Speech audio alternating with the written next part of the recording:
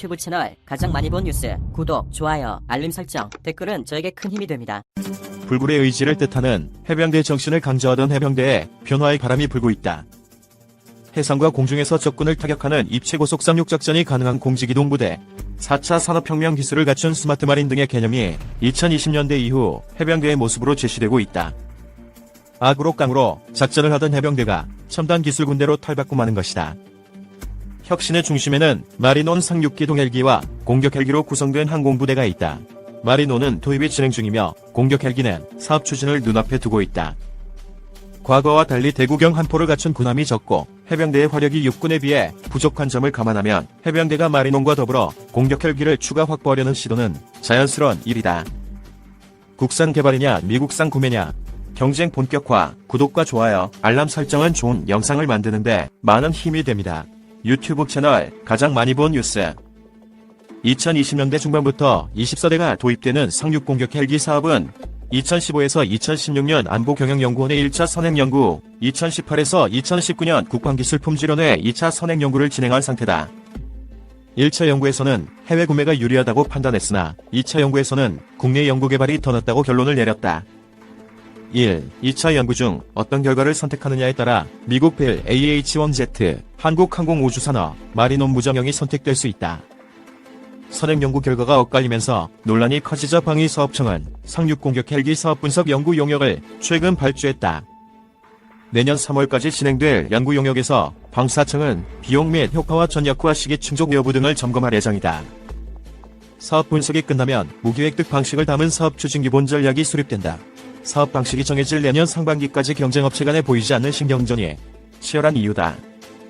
유력 후보인 벨은 9일 화상 기자간담회를 갖고 AH-1Z의 우수성을 강조했다. 빈스토빈 부사장은 AH-1Z는 해양 환경에 적합하게 만들어졌다며 염수 부식의 역효과를 견디면서 선상작전을 수행할 수 있다고 말했다. 네이트 그린 수석 매니저는 동맹국들과의 원활한 작전을 고려해 판매 계획을 추진하고 있다며 헬기 생산이 중단돼도 부품 제작은 계속될 것이라고 말했다. 벨 측은 미 해병대 AH-1Z 189대를 납품했고 2022년까지 미 해병대 물량을 생산한 뒤 해외 시장을 위한 작업을 할 예정이라고 설명했다. 조지 트라우트만 예비역 미 해병 중장은 AH-1Z의 성능을 설명했다. AH-1Z는 70mm 레이저 유도로 펴신 첨단 정밀 타격무기 체계를 탑재한다. 최대 16개를 탑재하는 헬파이어 대전차 미사일은 합동공 대지 미사일으로 교체할 예정이다. N9 미사일로 제한적이나마 공중전도 가능하다. 트라우트만 장군은 공대공 미사일이 장착된 공격 헬기는 고정립 항공기와의 제공 교전에서 밀리지 않는다면서 제공권이 보장되지 않은 상황에서도 AH-1Z가 근접 공중 지원을 할 수 있게 해준다고 말했다. 한국항공우주산 없는 소형 공격 헬기나 수리원 같은 헬기에 무인 플랫폼을 결합한 유무인 복합운영 체계를 지난달 대한민국 방위산업전에 소개했다. 복합운영 체계는 유인 헬기 조종사가 무인기를 발사해 조정, 통제는 체계로 정찰, 수색, 구조는 물론 무인기에 내장된 탄두를 활용해 표적을 공격할 수 있는 미래형 전투체계다. 지상의 매복한 병력의 대공 사격에 대비 먼 거리에서 위협을 식별하고 대응할 능력을 높였다는 평가다. 마리논 무정형이 개발된다면 복합 전투체계가 탑재될 가능성이 있다. 상륙작전, 수행 등 요건 충족 기종 필요. 적해안 수십 킬로미터 밖의 대형 수송함에서 이륙한 공격 헬기들은 해병대원들을 태운 수송 헬기를 호위하면서 적 후방으로 날아가 해병대원들을 침투시킨다. 상륙돌 격장갑차가 동시에 해안으로 진격하고 전차를 비롯한 중장비들도 뒤따라 상륙한다. 후방에 침투한 해병대원들과 해안 상륙부대는 앞뒤로 적을 공격한다. 이것이 현대적인 상륙작전이다. 한국 해병대가 추구하는 공직이동작전과 맥락이 같다. 상륙전은 다른 전투보다 환경이 매우 열악하다. 아군의 지원이 제한적이고 모래와 바닷물 등에 의한 장비 고장 가능성도 높다. 해병대용으로 개발된 AH-1Z가 적절하다는 지적이 나오는 대목이다. 벨도 사막, 바다, 혹한 등 거친 환경에서도 작전 수행이 가능하고 도입 비용이나 군수 지원 부담도 적다고 강조한다. 베트남 전쟁의 사례도 있다. 베트남에서 미군은 UH-1에 무장을 장착한 기종을 운용했다. 하지만 기존 UH-1보다 최대 순항 속도가 떨어지면서 지상에서의 대공 사격에 취약해지는 등의 문제가 발견됐다. 그 결과 세계 최초의 공격 헬기인 AH-1이 탄생했다. AH-1Z는 AH-1의 최종 개량형이다.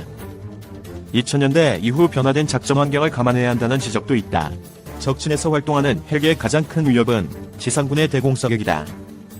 AK-47 소총으로 무장한 경보병들은 언뜻 보면 큰 위협이 되지 않는 것처럼 보이지만 2003년 이라크 전쟁 당시 미 육군 AH-64 공격 헬기의 바그다드 인근 공격을 무력화할 정도로 강력한 위력을 지닌다.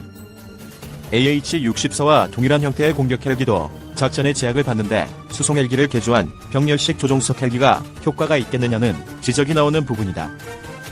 반론도 만만치 않다. 미 해병대는 UH-1Y 수송 헬기와 AH-1Z를 함께 운용한다. 두 기종은 엔진, 로터 시스템, 항법, 소프트웨어, 디스플레이 등 84% 이상의 부품을 같이 사용한다. 이를 통해 정비 효율을 높이고 운영 유지 비용과 인력을 절감한다. 한국 해병대도 AH-1Z를 도입하면 한미 해병대 상호 운용성 향상 등의 효과가 있으나 마린원과의 호환성에 따른 정비 비용 및 인력 절감은 기대하기 어렵다. 반면 마린원과 마린원 무장형을 함께 쓰면 미 해병대 UH-1Y, AH-1Z 운용과 유사한 효과를 얻을 수 있다.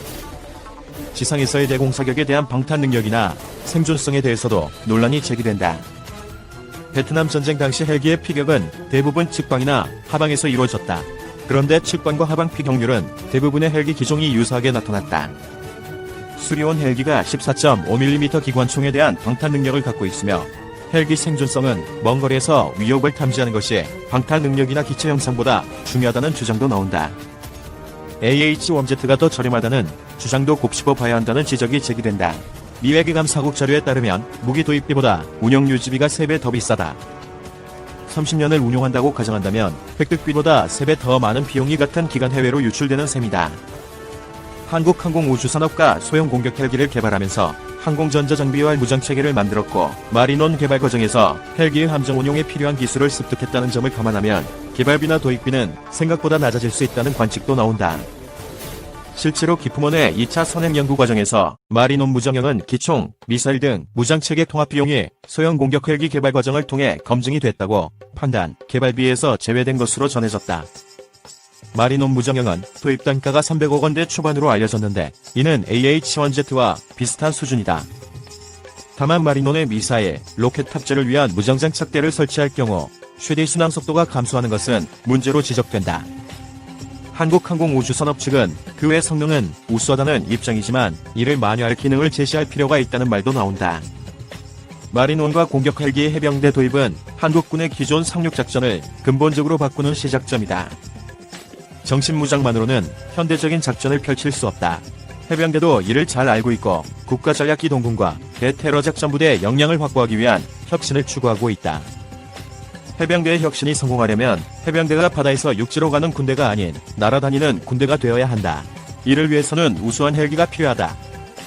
정신무장만으로는 현대적인 작전을 펼칠 수 없다. 해병대의 임무 수행에 적합한 공격 헬기를 하루 빨리 도입해야 하는 이유다. 이 동영상의 이미지와 사운드는 유튜브 채널 가장 많이 본 뉴스가 소유하고 있다. 구독과 좋아요, 알람 설정은 좋은 영상을 만드는데 많은 힘이 됩니다.